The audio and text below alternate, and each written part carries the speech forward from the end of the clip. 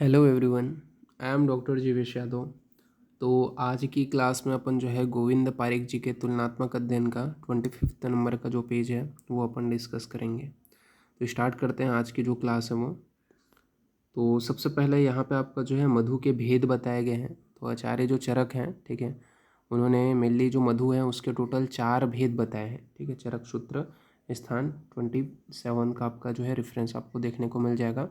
तो मधु के कितने भेद बताए गए हैं? टोटल 4 भेद बताए गए हैं। कौन से हैं? तो ये जो 4 भेद हैं उसके अंतर्गत आपका माक्षिक, छौद्र, पौतिक और भ्रामक, ये टोटल 4 भेद आते हैं। माक्षिक के विषय में बात करें तो माक्षिक के अंतर्गत आपका जैसे कि तैल वर्ण होता है। तैल वर्ण मतलब जो आपके जो माक्षिक होता है, ठीक है। टोटल पहले 4 भेद को याद रखना कि माक्षिक, छौद्र, पौतिक और आपका भ्रामक।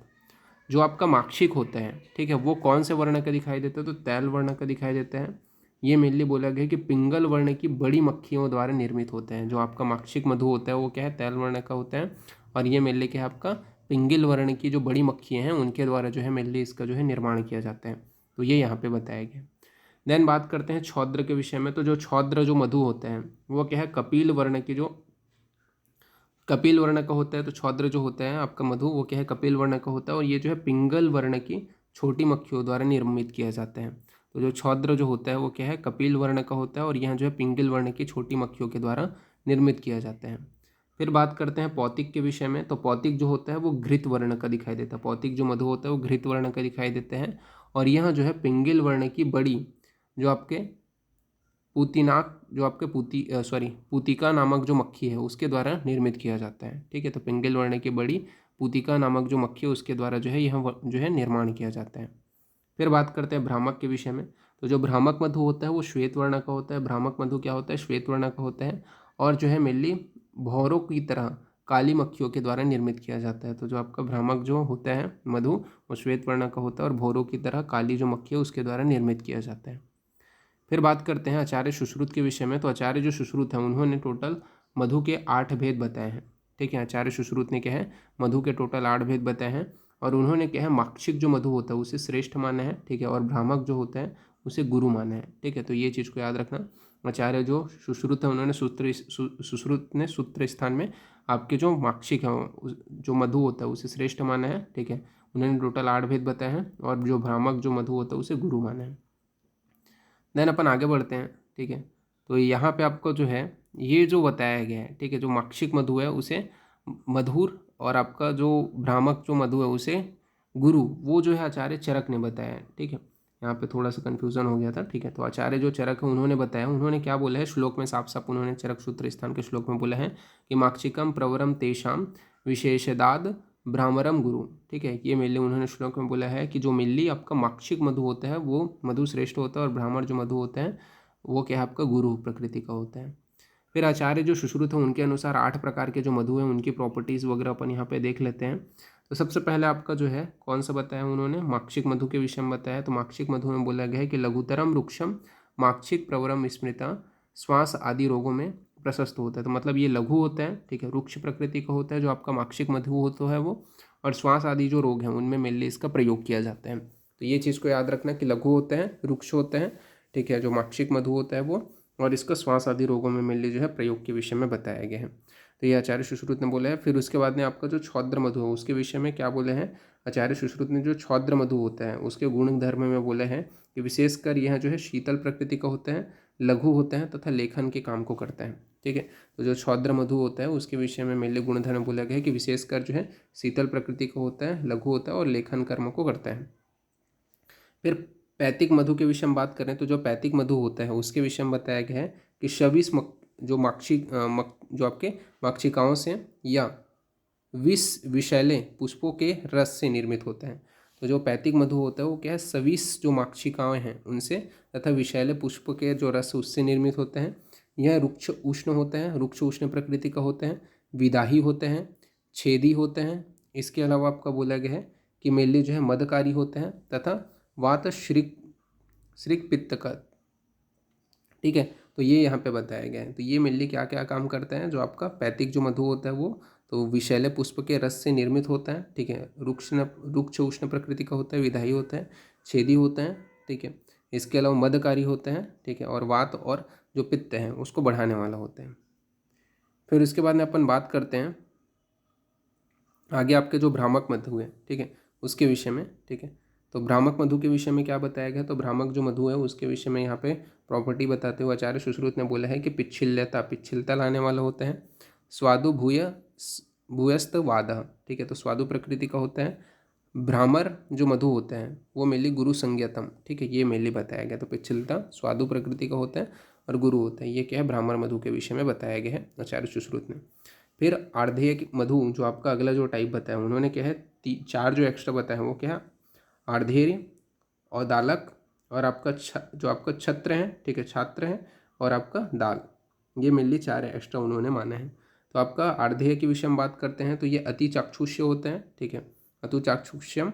इसके अलावा कफ पित्तहरम परम, ठीक है, तो कफ और पित्त को हरने वाला होता है। कसाय कटुरस युक्त होते हैं, ठीक है, ये मेनली बताया गया, तथा बल्यकर होते हैं, ठीक है। तो ये आर्धेय जो आपका मधु है उसके प्रॉपर्टीज़ बताए गए हैं। फिर बात करते हैं औदालक जो मधु है, तो औदालक जो मधु है वो रुचिकारक होता है, रुचिकर होते हैं। इसके अलावा स्वर हितकारी होता है, ठीक है, मेनली हितकर होते हैं स्वर के लिए। और आपका कुष्ठ विषापहम, ठीक है, कुष्ठ तथा जो आपके विष है उसको हरने वाला होता है, ठीक है। ये क्या आपका औदालक जो मधु है उसकी प्रॉपर्टी में बताया गया है, इसको भी आपको याद रखना है। फिर जो छत्रक है, ठीक है, तो छात्रक है उसके विषय में बात करते हैं।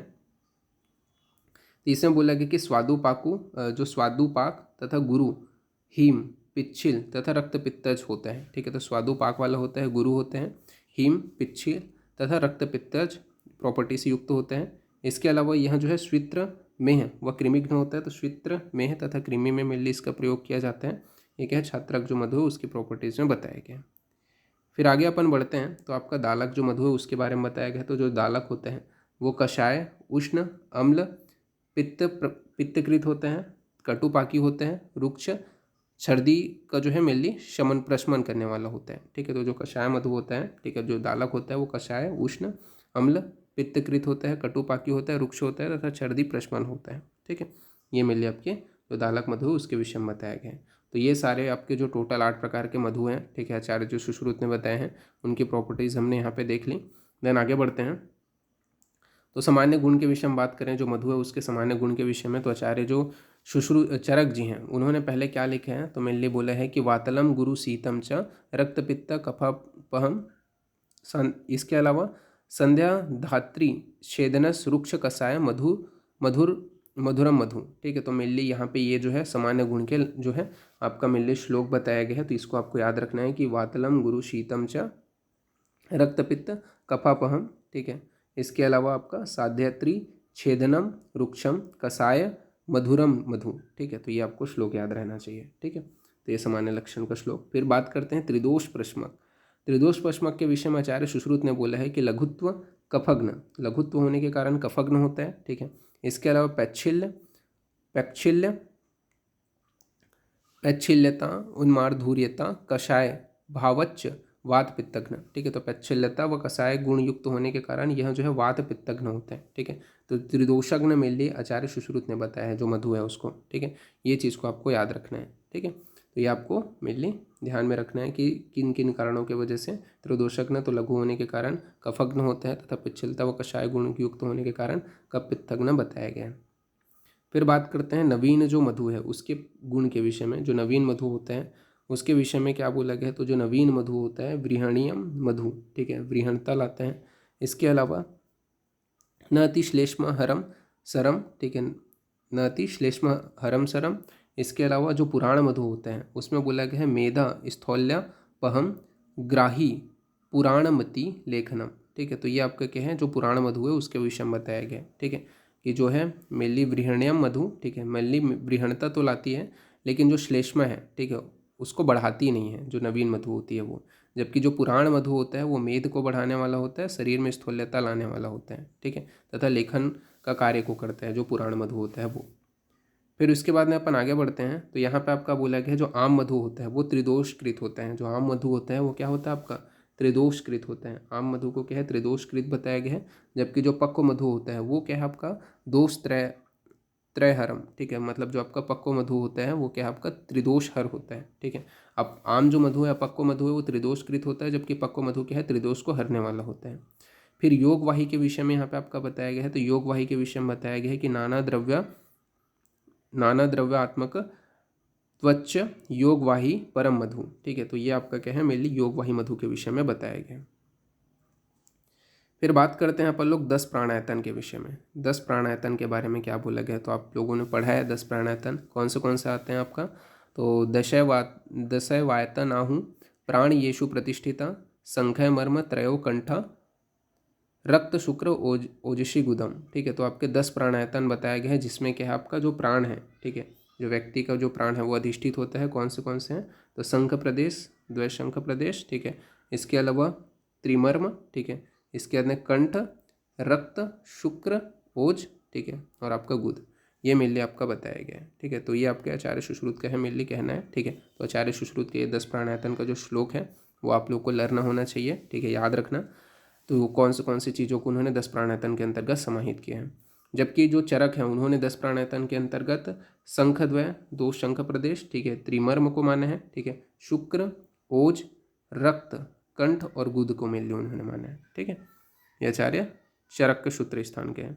जबकि चरक ने ही शरीर स्थान में ये भी बोला है, ठीक है, मेनली आपका जो मांस होता है, नाभि होता है, त्रिमर्म होता है, शुक्र, ओज, रक्त, कंठ और गुद, ये क्या है आपके 10 प्राणायतन के अंतर्गत आते हैं। ठीक है, तो ये चीज़ को थोड़ा याद रखना है। जब चरक के सूत्र स्थान से क्वेश्चन पूछा जाए तो आपका शंख प्रदेश मेनली आ जाएगा। ठीक है, जो शंख प्रदेश है वो आ जाएगा। ठीक है, इसके अलावा आपका जो है जो शंख प्रदेश है, शंख द्वय शंख प्रदेश जो है वो मेनली आपका आ जाएगा। ठीक है, लेकिन जब आपका जो है शारीर स्थान से क्वेश्चन पूछा जाए चरक के, ठीक है, तो आपका जो है मेनली जो मांस और नाभि, ठीक है, इनको मेनली उन्होंने बताया है। ठीक है, तो ये चीज़ को थोड़ा याद रखना कि कहाँ से आपका क्वेश्चन पुट अप हो रहा है। इसके अलावा जीवा बंधन, नाभि, त्रिमर्म, शुक्र, ओज, रक्त, कंठ और गुद, ठीक है, ये मेनली अष्टांग हृदय ने बताया है। ठीक है, तो आपके जो 10 प्राणायतन के अंतर्गत अष्टांग हृदय ने यानी कि वांग भटजी ने जीवा बंधन, नाभि, त्रिमर्म, शुक्र, ओज, रक्त, कंठ और गुद, इनको मेनली माना है। ठीक है, तो ये आपको मेनली याद रखना है। ठीक है, तो ये आपके तीनों आचार्यों के अनुसार मेनली आपको याद रखना है। ठीक है, ये मेनली आपका इम्पॉर्टेंट है। ठीक है, फिर आगे अपन बढ़ते हैं तो द्वादश प्राणायतन के विषय में बात करते हैं। तो द्वादश प्राणायतन के विषय में आचार्य सुश्रुत बोलते हैं कि अग्नि, सोम, वायु, सत्वरजतम, पंच ज्ञानेन्द्रीय प्लस पंचभूतात्मा। ठीक है, ये क्या है, द्वादश प्राणायतन के अंतर्गत आते हैं। तो क्या है आपका पंच ज्ञानेन्द्रीय और क्या है भूतात्मा, ये टोटल क्या है द्वादश प्राणायतन के अंतर्गत आते हैं। तो ये भूतात्मा हो गया। ठीक है, इसके अलावा पंच आपकी इंद्रियां हो गई, सत्व, रज, तम आपके 3 भाव हो गए। ठीक है, इसके अलावा अग्नि, सोम, वायु, ठीक, तो ये 3 6 हो गया। ठीक है, 5 आपका यहाँ पे इंद्रिय हो गया और भूतात्मा, टोटल कितना हो गया 12 हो गया। तो द्वादश प्राणायतन में क्या है, अग्नि, सोम, वायु, सत्व, रज, तम, पंच ज्ञानेन्द्रिय और भूतात्मा, ये आचार्य सुश्रुत ने बताया। ठीक है, फिर उसके बाद में अपन आगे बढ़ते हैं तो यहाँ पे आपके कुष्ठ के भेद के विषय में बताया गया है। तो कुष्ठ के भेद के विषय में बात करें तो आचार्य जो चरक है, हमने पहले भी डिस्कस कर लिया था कि आचार्य चरक ने टोटल 7 जो है कुष्ठ के भेद माने हैं। ठीक है, तो उन्होंने जो है 7 जो है मेनली आपके कुष्ठ के भेद माने हैं, महाकुष्ठ के 7 भेद माने हैं, 11 जो है आपके क्षुद्र कुष्ठ के भेद माने हैं। ठीक है, तो आचार्य चरक ने महाकुष्ठ के 7 भेद माने हैं और क्षुद्र कुष्ठ के जो है 11 माने हैं। ठीक है, इसके अलावा आपके आचार्य जो सुश्रुत हैं उन्होंने क्या है टोटल जो कुष्ठ की संख्या है वो 18 मानी है। उन्होंने महाकुष्ठ 7 बोला है और क्षुद्र कुष्ठ 11 बोला है। ठीक है, तो ये आपका जो है मेनली आचार्य जो चरक है उन्होंने बताया है। ठीक है, तो ये आपका जो है अपन सिमिलर ही है लगभग। ठीक है, बस उसके नाम थोड़ा सा आपके डिफरेंट देखने को मिलेंगे। तो जैसे कि कौन से हैं, तो यहाँ पे आपका जो महाकुष्ठ है उसके अंतर्गत आपका कपाल, औदुंबर, मंडल, ऋषजीवक, सिद्धमक, पुंडरीक, काकणक, ठीक है,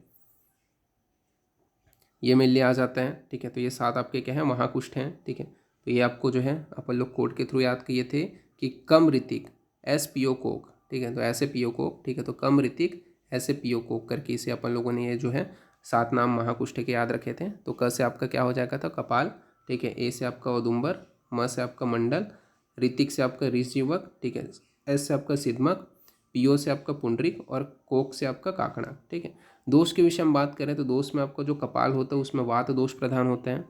सामान्य वर्ण में बोला गया है कृष्ण, अरुण तथा कपालाभ मेनली वर्ण का होता है। कृष्ण अरुण वर्ण का मेनली जो है कपालाभ वर्ण बताया गया है। ठीक है, ये क्या है आपके कपाल कुष्ठ में बताया गया है।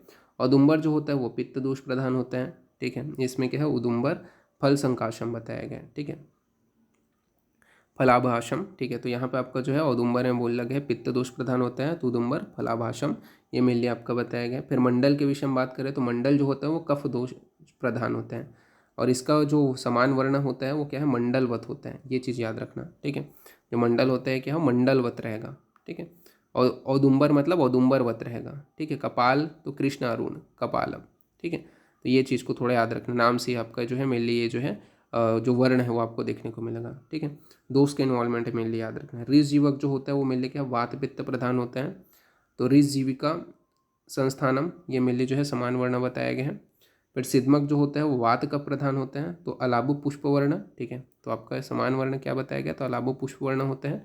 और पुंडरिक जो होता है वो क्या है, पित्त कफज होता है, ठीक है, पित्त कफज होता है। तो इसका जो समान वर्ण है वो क्या बताया गया आपका, पुंडरिक, पुंडरिक आपका जो है पुंडरिक कदलोपमम, ठीक है। ये मेनली इसको जो है पुंडरिक का जो है आपका समान वर्ण बताया गया है। काकणक के विषय में बात करें तो काकणक जो होता है वो त्रिदोषज होता है, ठीक है। तो काकणा, काकणा अंति, काकणा अंति का वर्ण, ठीक है, ये मेनली आपका बताया गया है, ठीक है। तो ये जो समान वर्ण है वो इंपॉर्टेंट है सारे के, ठीक है। इसको आपको याद रखना है कि कपाल में कपाल जो है आपका क्या है, कृष्ण अरुण होगा, ठीक है। औदुंबर में आपका औदुंबर जो आपका बताया गया है, ठीक है। मंडल में आपका मंडलवत बताया गया, ऋषजीवक में ऋषजीवक संस्थानम बताया गया है, सिद्धमक में आपका लाभो पुष्प वर्ण बताया गया है, आपका जो पुंडरीक है उसमें पुंडरीक जो आपका कदलोपम बताया गया है, और काकड़क में काकड़ांति जो आपका वर्ण है वो मेले बताया गया है, ठीक है। तो ये आपको याद रखना है। तो ये महाकुष्ठ आपके कंप्लीट हुए। फिर अपन बात करते हैं क्षुद्र कुष्ठ के विषय में। तो जो आपके क्षुद्र कुष्ठ हैं, ठीक है, महाकुष्ठ में एक और चीज़ है, इसके लक्षण आपके बचे हैं। समान वर्ण तो हमने देख लिया, ठीक है। महाकुष्ठ के जो लक्षण है वो बचे हुए, तो महाकुष्ठ के लक्षण देखते हैं, फिर क्षुद्र कुष्ठ के विषय में बात करेंगे। तो यहाँ पे आपका जो महाकुष्ठ है उसके लक्षण में सबसे पहले जो कपाल वाला होता है, तो कपाल वाले में क्या लक्षण दिखाई देगा, तो रुक्ष होते हैं, तनु होता है, ठीक है, वात हो गया, पित्त हो गया, ठीक है, कफ हो गया, ठीक है, वात पित्तज हो गया, ठीक है। तो ये आपको याद रखना है, पित्त कफज हो गया, ठीक है।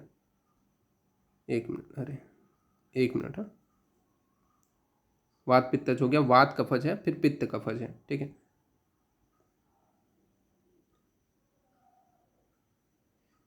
यहाँ पे मेरे को थोड़ा सा कन्फ्यूज़न हो गया था, ये आपका वात कफज है, फिर पित्त कफज है, फिर उसके अंदर सन्निपातज है, यानी कि त्रिदोषज है। तो ये मेनली आपको याद रखना है, ठीक है। तो ये आपको मेनली क्या है, याद रखना है, ठीक है, क्या क्या चीज़ें मेनली बताया गया है, ठीक है। तो यहाँ पे अपन कपाल के विषय में बात कर रहे हैं, ठीक है। तो कपाल के विषय में क्या बोला गया है, तो कपाल के विषय में आपका बोला गया है कि जो कपाल वाला होता है, एक मिनट,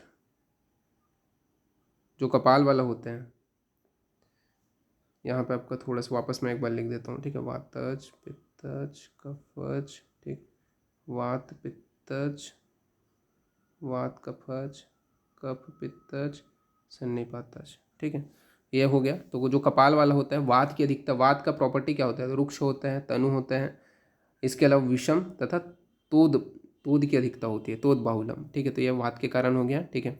फिर औदुंबर जो होता है वो पित्त प्रधान होता है, सॉरी कफ प्रधान होता है, ठीक है। तो कफ की अधिकता के कारण क्या होगा वहाँ पे, यहाँ पे ये कफ प्रधान होगा, ठीक है, तभी तो आपका जो है तो दह नहीं सॉरी पित्त प्रधान होगा, इसी वजह से दह कंडू, ठीक है। इसके अलावा रूजा की उत्पत्ति होगी, ठीक है। और आपका बोला गया है कि लोम परिजम, ठीक है। तो लोम सॉरी लोम पिंजरम, ठीक है, ये मेनली इसके लक्षण बताए गए हैं, ठीक है। तो दह कंडू तथा रूजा युक्त होगा, और लोम परि जो पिंजरम, ये मेनली आपका औदुंबर जो कुष्ठ है उसके लक्षण बताए गए हैं। फिर मंडल के विषय में बात करें तो जो मंडल होता है वो क्या होता है आपका, श्वेत, श्वेत होता है, ठीक है। इसके अलावा स्थिर होते हैं, ठीक है। अब क्या है, श्वेत होगा, स्थिर होगा, क्योंकि कब की अधिकता है। इसके अलावा आपका स्निग्ध होगा, ये मेनली आपके मंडल कुष्ठ के प्रॉपर्टीज़ बताए गए हैं। फिर उसके अंदर ऋष जीवक के विषय में बात करें तो ऋष जीवक जो होता है वो कर्कश होता है, ठीक है, कर्कश होते हैं, रक्त पर्यंत मतलब इसके अलावा जो स्याव जो है संवेदना युक्त होता है, ठीक है, ये मेनली आपका बताया गया। इसके अलावा रक्त पर्यंत अंतम, ये मेनली आपके ऋषजीवक जो आपके कुष्ठ हैं उसके लक्षण बताए गए हैं। फिर सिद्धमक जो होता है वो श्वेत ताम्रवर्ण का होता है, तनु होता है, ठीक है। यदा रुजा गृष्टा विमुच्यति। ठीक है, तो ये मेनली प्रमुख लक्षण बताए गए हैं। यदा रुजा गृष्टा विमुच्यति, ठीक है, विमोचन के दौरान जो है मेनली रुजा की उत्पत्ति होती है। इसके अलावा पुंडरीक में बताएं तो पुंडरीक के विषय में श्वेत होता है, पुंडरीक श्वेत रक्त पर्यंता। इसके अलावा पुंडरीक जैसे हमने देखा था पुंडरीक कदलोपमम, ठीक है, सदा दह युक्त रहेगा। इसके अलावा काकणक जो होता है वो काकणक जो है आपका काकणंती वर्णा, ठीक है। इसके अलावा अपाक व तीव्र वेदना युक्त रहेगा, ठीक है। तो ये आपका सन्निपातक में बताया गया यानी काकणक में, तो इसको आपको थोड़ा याद रखना है। फिर अपन आगे बढ़ते हैं तो आपका जो क्षुद्र कुष्ठ है उसके विषय में बात करते हैं, ठीक है। क्षुद्र कुष्ठ की संख्या हमने देखी थी तो टोटल 11 थी। इसको याद करने का ट्रिक भी अपन लोगों ने देख लिया था कि एक चींटी ने काटा, अब दद्रु की चर्म पर विस्फोट हुआ, 100 बार चर्चा करते रहें, ठीक है। ये मेनली कोड है, तो कोड आप लोग जिन लोगों को प्रीवियस क्लास में मैं डिस्कस कर लिया था, ठीक है, जब कुष्ठ वाला टॉपिक इससे पहले देखे थे, तो उसको आप थोड़ा याद रखना। तो एक कुष्ठ है, एक से आपका क्या है एक कुष्ठ है। एक कुष्ठ जो होता है वो क्या होता है, वात कफज होता है, ठीक है, वात कफज होते हैं। लक्षण के विषय में बात करें तो अस्वेदन तथा महावस्तु, क्या क्या लक्षण बताया गया, अस्वेदन महावस्तु। इसके अलावा यन्मतस्य शक्लोपमम, ठीक है, ये मेनली आपके लक्षण बताए गए हैं। इसके बाद में जो आपका चीटी कीट से यानी कि चर्मकुष्ठ जो होता है वो भी मेनली आपका वात कफज ही होता है। इसमें बोला गया है चर्माख्या बहल हस्ती चर्मवत, ठीक है, तो यहाँ पे आपका चर्माख्या बहलम हस्ती चर्मवत ये प्रमुख लक्षण बताए गए हैं। फिर किटिप यानी कि जो कांटा उसमें किटिप में मेनली जो आपका वात कफज प्रधान होता है। इसमें लक्षण बोला गया है कि श्यावम किर्ण खर स्पर्शा पुरुषम किटिभम मतम, ठीक है, तो श्यावम किर्ण खर स्पर्शा पुरुषम किटिभम मतम, ये क्या है आपका किटिप में बताया गया। फिर उसके बाद में आपका यहाँ पे थोड़ा सा ऊपर नीचे हो गया, ठीक है, अ से आपका अलसक होता, ठीक है, और यहाँ पे आपका ब से विपादिका होता, ये वो सुधार लेना, ठीक है। तो आपका जो विपादिका है उसमें भी वात कफज आपका मेनली जो है आपका बताया गया है। इसका जो आपका लक्षण है उसमें बोला गया है कि व्यापादिक पाणीपाद में स्फुटन होगा और तीव्र वेदना होगा, ठीक है, तो ये क्या है विपादिका के लक्षण बताए गए। अलसक जो है तो अलसक में मेनली वात कफज होता है, ठीक है। इसके लक्षण के विषय में बात करें तो कंडुभावी, ठीक है, तो कंडु युक्त होगा। सरागवश्य राग युक्त रहेगा, ठीक है। इसके अलावा आपका बोला गया है गंडेर लसकम चीतम, ठीक है, तो ये मेनली आपके लक्षण बताए गए। फिर दद्रु के विषय में बात कर लेते हैं तो जो दद्रु है उसके विषय में क्या बताया गया, तो जो दद्रु होता है वो मेनली आपका पित्त कफज प्रधान होता है, पित्त व कफ दोष प्रधान होता है। इसमें बोला गया है कि स कंडु राग पिंडिकम, ठीक है, कंडु युक्त होगा, राग तथा पीड़ा की उत्पत्ति होगा। दद्रुमंडल युक्त होते हैं, ठीक है, ये मेनली इसका बताया गया है लक्षण, ठीक है। तो दद्रुमंडल युक्त होगा, ठीक है, कंडु युक्त व राग व पीड़ा पिंडिका जो रहेगी वो रहेगी, पिंडिका कैसे रहेगी, कंडु व राग युक्त रहेगी। फिर बात करते हैं चर्म से आपका चर्मदल, ये मेनली क्या है पित्त कफज प्रधान होते हैं। यह जो होता है रक्त कंडु युक्त होगा, जो स्फोट युक्त रहेगा, ठीक है, ये मेनली तथा स्पर्श असहिष्णुता की उत्पत्ति होगी, ठीक है, तो ये मेनली आपका जो है लक्षण बताया गया है, तो इसको याद रखना। फिर जो पामा होता है तो वो भी आपका जो है पित्त कफज ही प्रधान होता है। इसमें पामा में जो बोला गया है कि पामा श्वेत अरुण श्याव, ठीक है, तो श्वेत अरुण श्याव जो है पामा दिखाई देगा। इसके अलावा कंडूला कंडू युक्त रहेगा जो, तथा पिंडिका भृशम, ठीक है, ये प्रमुख लक्षण पामा में बताया गया। फिर विस्फोट के विषय में बात करें तो विस्फोट में आपका जो है पित्त कफज बताया गया है, ठीक है। तो पित्त कफज के विषय में बात करें तो स्फोटा श्वेत अरुणाभ विस्फोटा शून त्वचा, ठीक है, ये मेनली आपका जो है लक्षण में बोला गया है।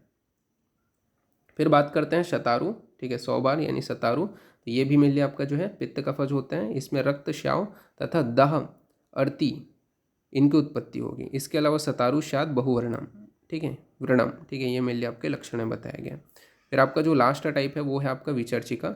विचर्चिका के विषय में बात करें तो विचर्चिका जो होता है वो मेनली कफ दोष प्रधान होता है, ठीक है, कफ दोष प्रधान होता है। यहाँ कंडु युक्त होता है जो पिंडिका है वो, और बहुत ज़्यादा इसमें स्त्राव होता है, ये मेनली आपके विचर्चिका में श्याव बहु स्त्राव, ठीक है, ये मेनली बताया गया। तो ये विचर्चिका के विषय में बताया गया।